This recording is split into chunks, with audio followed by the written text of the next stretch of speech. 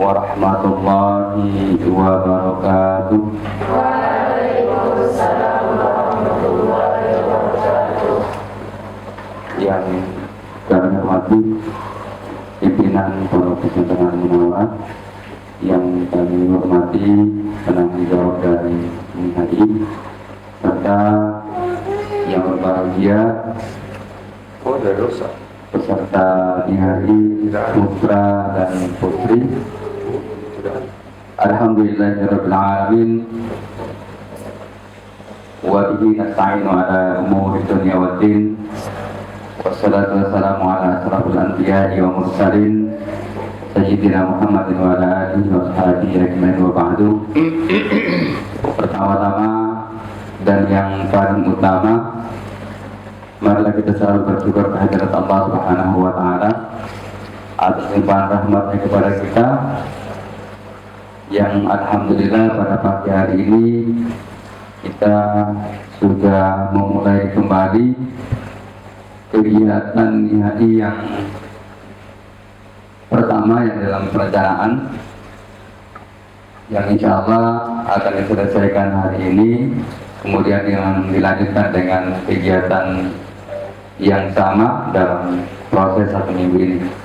Kemudian salawat serta salam semoga tetap terhadirkan kehadiran Nabi besar Muhammad SAW yang telah mengantarkan kita, menunjukkan kita kepada jalan yang benar. Pimpinan Pondok Pesantren Munawwarah yang kami hormati, untuk kegiatan hari ini yaitu pengarahan khutbah dan ceramah. Dalam pelaksanaannya ini insya Allah akan dilalui beberapa hari, karena selesai dari pengarahan ini kemudian dilanjutkan dengan kegiatan-kegiatan yang lain yang berkenaan dengan khutbah dan ceramah.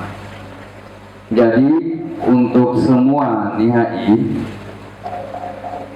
setelah hari ini adalah pengarahan tentang khutbah dan ceramah, maka semuanya sudah harus punya persiapan materi masing-masing.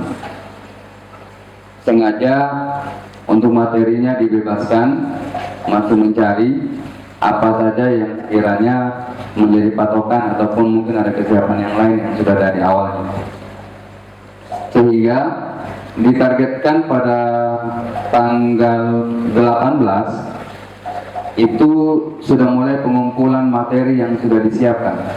Jadi hari ini pembekalan, pengenalan, berarti 16-17 itu 2 hari untuk waktu persiapan materi dengan sebaik-baiknya. Karena tanggal 18 itu sudah diminta konsepnya semuanya untuk siap-siap dikumpulkan. Kemudian nanti tanggal 20, 18, 19, 1 hari itu adalah penilaian awal. Jadi prosesnya berlanjut. Jadi setelah penilaian awal, kemudian semuanya disiapkan sebaik-baiknya untuk penilaian itu. Setelah penilaian awal, kemudian sudah bisa praktek. Untuk prakteknya direncanakan untuk putra, insya Allah 1 hari selesai. Karena ketika hari Jumat dipraktekkan itu, karena di prakteknya para berlapis nanti. Mungkin untuk penilaian awal mungkin akan ke Ustadz Afdan. Setelah itu mungkin sebelum persiapan lagi nanti, sebelum hari H pelaksanaannya akan menghadap lagi sama Pak Kiai untuk dilihat kesiapannya. Masjid yang kita pakai 3. 1 masjid dalam pesantren, yang kedua masjid asrama, dan yang ketiga itu yang di Wakafuri. Jadi untuk putra selesai 1 hari. Untuk putri bagaimana? Yang putri insya Allah sudah dalam perencanaan. Jadi ceramah yang MIHI tahun 2024 yang lalu itu berbentuk ceramah, duduk dan sebagainya. Tapi kalau yang untuk sekarang, yang 2025, bentuknya ceramah dalam bentuk pidato. Akan dibuatkan panggung, disiapkan panggung, dan kamu berdiri di situ bebas bergaya untuk menguasai panggung. Makanya diharapkan materinya betul-betul dikuasai. Kalau putra mungkin khutbah masih ada teks yang bisa dipegang, tapi kalau yang putri berarti lepas teks. Sudah paham kan? Kalau yang bentuk pidato. Dan kita mengambil jadwal, dan kita mengambil, insya Allah mengambil jadwal latihan pidato. Dari 3 kelompok yang ada di Banat itu dipakai. Jadi jumlah kalian yang ada itu dibagi 3 kelompok. Satu kelompok mendapatkan 4 orang, berarti dalam satu malam itu juga akan selesai. Itu proses penilaian. Jadi untuk imamah dan ceramah itu insya Allah nanti selesai tanggal 24 itu sudah selesai. Mulai dari Rabu dan Jumat sudah selesai untuk khutbah dan ceramah. Setelah itu mungkin kita akan berlanjut ke kegiatan berikutnya tentang imam dan imamah. Kita usahakan selesai 1 pengenalan, selesai juga dan sampai dengan pelaksanaan akan diikuti. Tahap per tahap akan dijalankan. Insya Allah semuanya sudah diagendakan. Tinggal pelaksanaan, tim penilai insya Allah juga sudah disiapkan.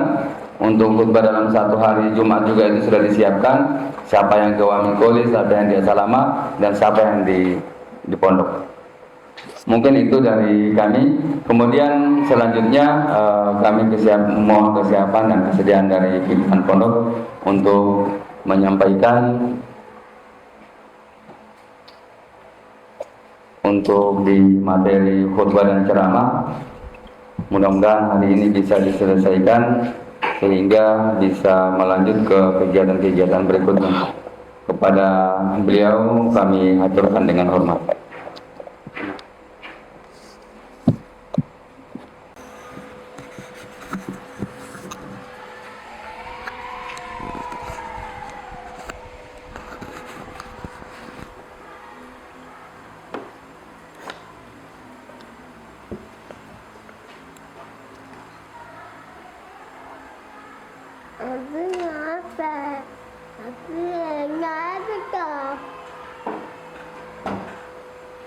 أعوذ بالله من الشيطان الرجيم.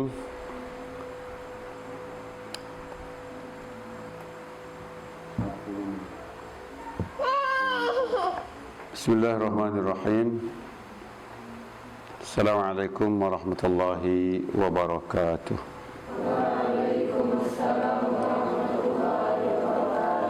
الحمد لله رب العالمين والصلاة والسلام على رسول الله وبعد. Yang kami hormati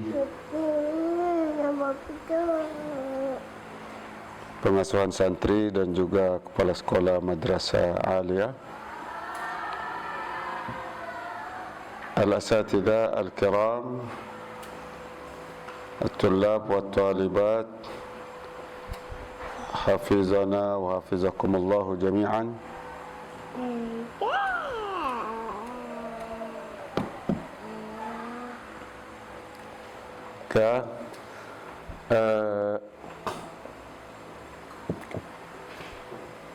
Terkait dengan khutbah wal khitabah atau ceramah ini salah satu yang dibahas di dalam lembaga-lembaga pendidikan, wabil khusus ketika orang berbicara tentang da'i, tentang ustadz, tentang ustadzah. Dan khususnya terkait dengan khutbah, salah satu teladan terbaik kita dalam khutbah itu adalah Rasulullah SAW. Bukan salah satu, tapi teladan terbaik kita dalam khutbah adalah Rasulullah SAW. Khutbah, ceramah, seminar berbeda kondisinya.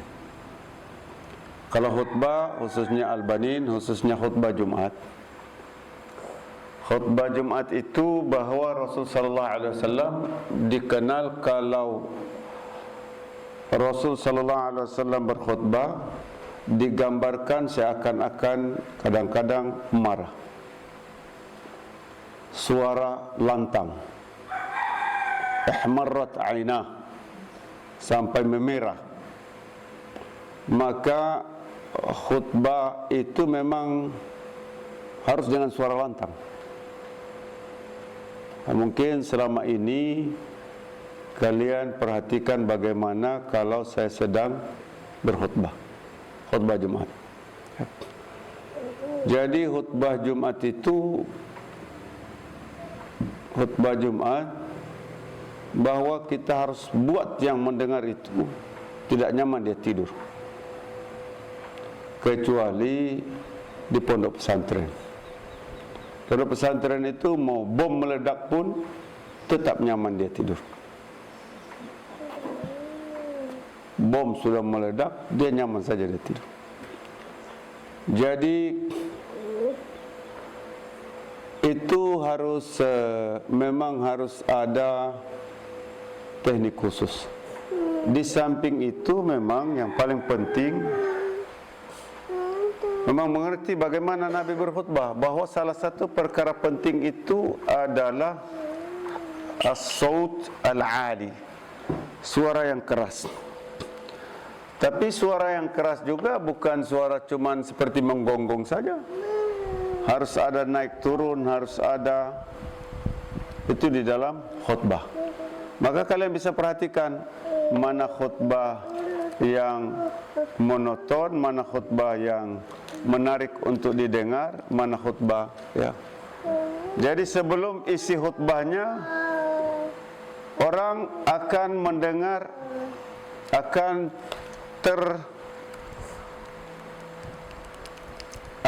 tertarik dengan suara dulu.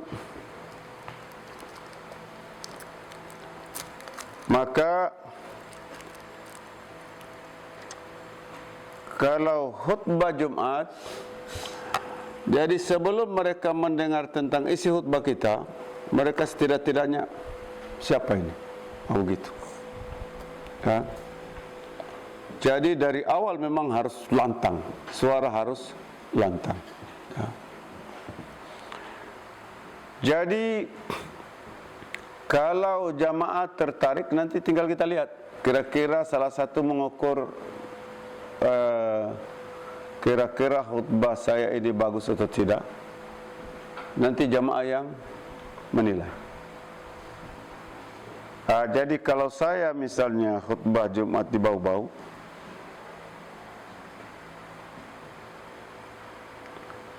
pengurus masjidnya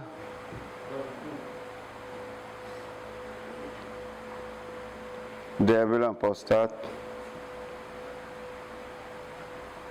jangan lama-lama. Kita sudah paham itu. Jangan lama-lama. Begitu kita turun dari mimbar, jamaah bilang, Pak Ustadz, kalau Pak Ustadz yang ceramah kasih lama sedikit. Kita mau ikut pengurus kah, mau ikut jemaah? Tapi kita ikut pengurus. Itu pertama. Jadi salah satu yang harus diingat oleh anak-anakku sekalian, kalau sudah urusannya khutbah Jumat, harus lantang suara. Lantang. Ya. Ini kita lebih cerita kepada muwasafat kriteria.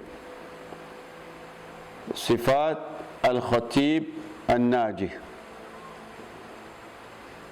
Muwasafat. Kemudian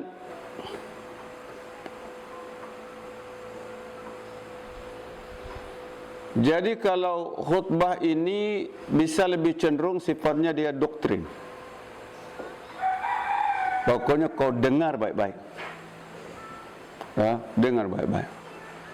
Dan penting sebenarnya bagi kita yang dai, karena di hari Jumat ini, khutbah Jumat ini, kita mau bicara apa, yang penting tidak keluar dari ajaran agama. Tidak ada yang berani protes. Kenapa tidak ada yang protes? Karena tidak boleh bicara selain khotib. Sampai dia bilang saja, uskut, diam kamu, faqad lagha, dia telah lagha. Faman lagha fala jum'ata lah. Yang lagha maka Jumatnya tidak bernilai. Itu dia cuma bilang, diam, diam. Itu sudah tidak ada nilainya Jumatnya. Maka ini adalah momen yang bagus bagi pendakwa, bagi khatib untuk menyampaikan. Yang saya ingin sampaikan di bau-bau itu, tapi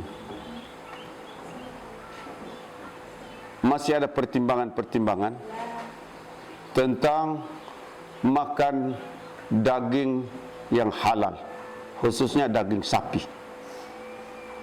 Tinggal itu saja. Makanya saya pesan kepada kalian, kalau ke bau-bau, kalau kamu makan pentolan, tanya dulu, sapi, ikan, ayam. Kalau sapi, jangan sentuh. Kalau ayam, makan. Kalau ikan, makan. Soto, sop, sapi, jangan sentuh. Sapi, jangan makan. Kenapa? Takut ada sapi yang syubhat. Kenapa saya sebut syubhat? Karena di Buton Tengah ini, salah satu supply sapi di kota Bau-Bau dari Buton Tengah, dari Buton Utara. Talaga saja tidak. Bahwa ada syubhat. Jadi kalau yang lain-lain itu saya sudah hantam betul-betul kalau di Bau-Bau itu dengan lantang. Kalau Ustaz ceramah, oh Ustaz. Jadi kalau saya ceramah itu tidak ada yang tunduk begini, harus begini. Target saya harus begini. Semua jemaah yang dengar harus begini. Salah satu poin penting, suara. Kita kasih hentakkan suara mereka sehingga mereka, Assalamualaikum, innal hamdalillah. Nah, ada itu poin penting. Kita dapat dulu impress. Dan kalau ceramah andalan paling utama kalau ceramah itu adalah kekuatan isi, kekuatan materi. Kalau kamu ceramah baru isinya tidak ada, nah sudah. Siapa yang naik mimbar tanpa persiapan, dia akan turun dari mimbar tanpa penghormatan. Itu kaidahnya. Kau naik tanpa persiapan, turun tanpa penghormatan. Persiapan dari aspek ruhi dan persiapan dari aspek material. Persiapan itu harus ada. Jadi kembali bahwa antara muwasafat yang penting bagi khatib adalah as-saut al-ali, suara yang lantang dengan mimik yang tegas. Bagaimana Rasulullah sallallahu alaihi wasallam. Itu khatib yang penting, antara poin penting untuk kesuksesan para khatib. Kemudian yang kedua,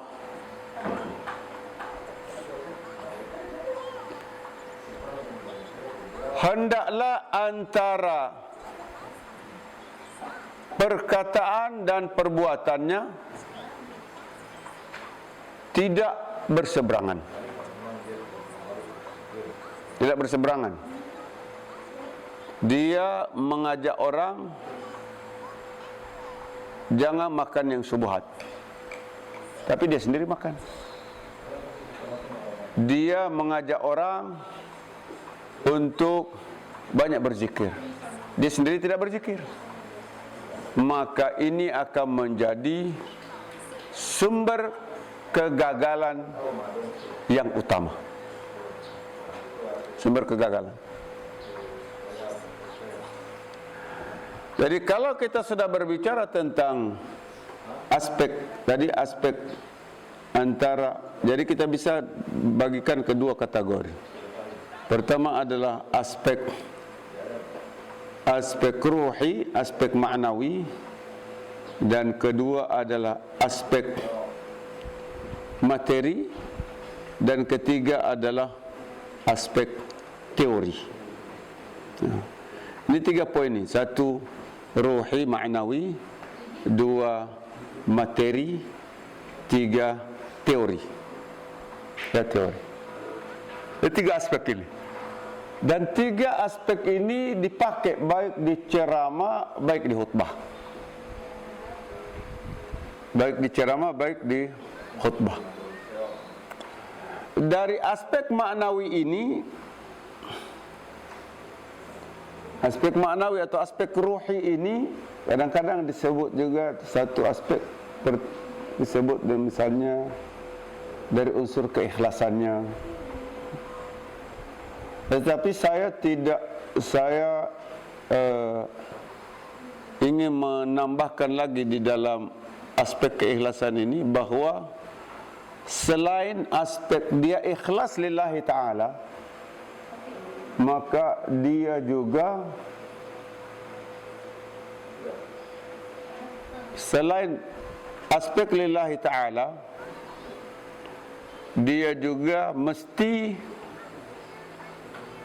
menguatkan hubungan dengan Allah. Maksud saya bagaimana? Besok kamu isi ceramah, atau besok mau isi ceramah, berarti kalau kamu mau sukses, pertama, sebelum sampai kamu isi ceramah, pertama, kamu tilawatul Quran minimal 1 juz. Baca Quran. Kedua, banyak berzikir. Ketiga, banyak istighfar. Keempat, kalau dapat qiyamul lail, qiyamul lail. Qiyamul lail. Ini antara aspek penting untuk suksesnya seorang khatib, seorang penceramah. Kenapa ini menjadi poin bagi saya dan juga bagi beberapa teman? Karena yang mau kita sampaikan ini adalah risalatullah, risalahnya Allah. Dan bahasanya begini, lughatul qalbi tasilu ilal qalbi. Bahasa jiwa, dia akan sampai ke dalam jiwa.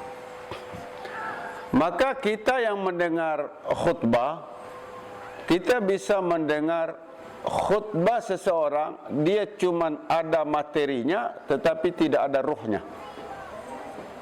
Materinya ada, jelas poin-poinnya, tapi ruhnya tidak ada. Kenapa ruhnya tidak ada? Karena antara materi dengan jiwa yang khatibnya tidak nyambung. Dia menyampaikan khutbah tentang sahabat, tetapi jiwanya sedang oleng dalam hubungannya dengan Tuhan. Maka khutbahnya bagus, tetapi tidak ada jiwanya. Itu akan terasa. Maka ketika kita, ini juga saya juga dapatkan masukan ini dari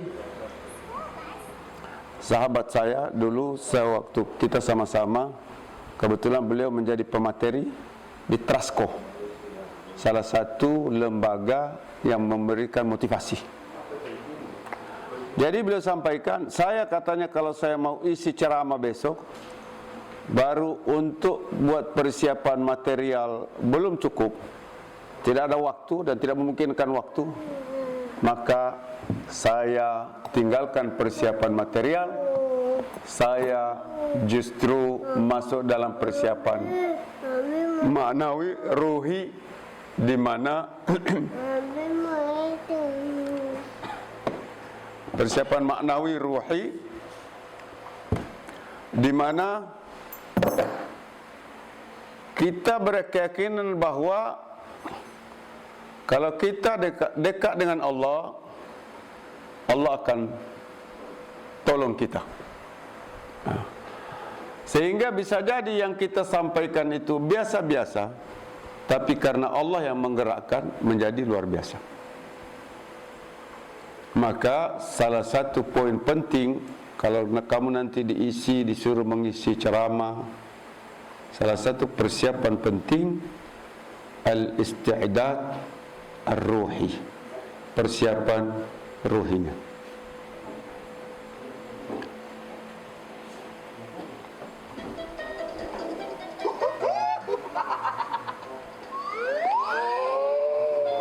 Ya Allah, kau nonton hantu-hantu ini bagaimana ini? Hah?